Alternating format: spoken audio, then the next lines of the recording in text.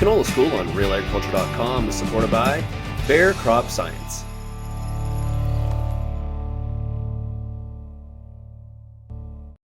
So in southern Alberta, we typically are the lowest fungicide treat rate in the country, and that's based on our environment. When we look at the classic disease triangle, we have the host, the pathogen. Those are always there because when you look at Sclerotinia, apothecia are viable in the soil for up to 7 years.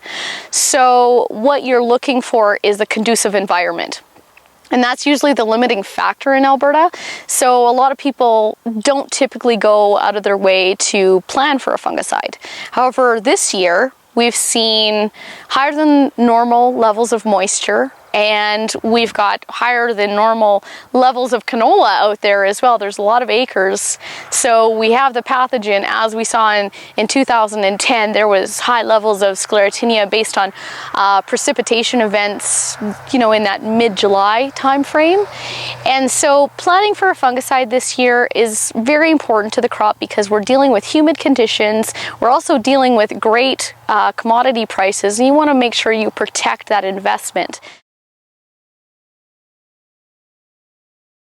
So with Sclerotinia, the disease, it is a saprophytic pathogen, and it needs dead material to survive in. And how it works is the apothecia from last year, little black thing that is in the stubble, basically what happened when we seeded this year, those apothecia would have been put into the soil. They then germinate into a small mushroom-like fungi, I guess you call them, and small mushroom-like plant. And from there, when we see a drop in the relative humidity, those mushrooms will release their spores on top of the petals of the canola. And then when you see petal drop in between the leaf axil, that's where those spores release their oxalic acid, and that's where the saprophytic pathogen cycle starts, right? Because it needs dead material to live on, and so it will cut off the water supply to the branch of the canola, and that's why you see the white premature branches out in the canola fields when it's all potted. Timing, the best timing that we see for applying a fungicide on canola is 20 to 50% bloom, and the 30 to 40% range is really the best. So you're looking at anywhere from 14 to 20 flowers on the main stem, and you want to protect as many of those petals as you can possibly. Now, the thing to note about protection with Sclerotinia and using a foliar fungicide is that you're only going to protect the flowers that are there. So in scenarios like last year when we had a really long flowering period based on lower than average heat units, we saw some different infection timing in that, but history shows that 20 to 50% bloom is the best time to apply a fungicide. Anything later than that, you're at the risk of running into early infections, and history has shown that we typically have earlier infections than later infections of Sclerotinia. So you are at the risk of having an infection beginning already.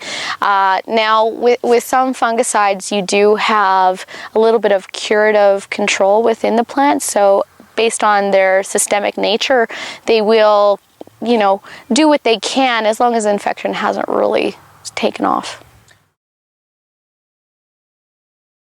So, based on how everything germinated this year because of our really wet conditions, we saw everything that was seeded germinate, and so there was some different staging, though, because the canola just kept coming because we had such ideal germination conditions. However, canola is a really interesting plant in that it will compensate for the area that it's in, and the ones that are most competitive, those are the ones that are going to create the biggest yield anyways. So the seed population isn't really going to affect the staging of a fungicide application.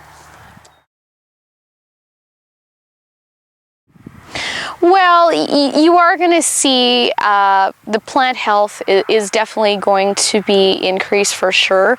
You're going to see a lusher plant, and the nice thing later on when you're doing your harvest, you're not going to see as much shattering because it's going to have protected those branches and those petals and the pods, because a lot of the time what you'll see when there's a heavy infection rate of Sclerotinia is like a peppery sort of seed because it hasn't matured properly, and you can also see a lot of lodging. So by applying a fungicide, you're going to avoid a lot of that.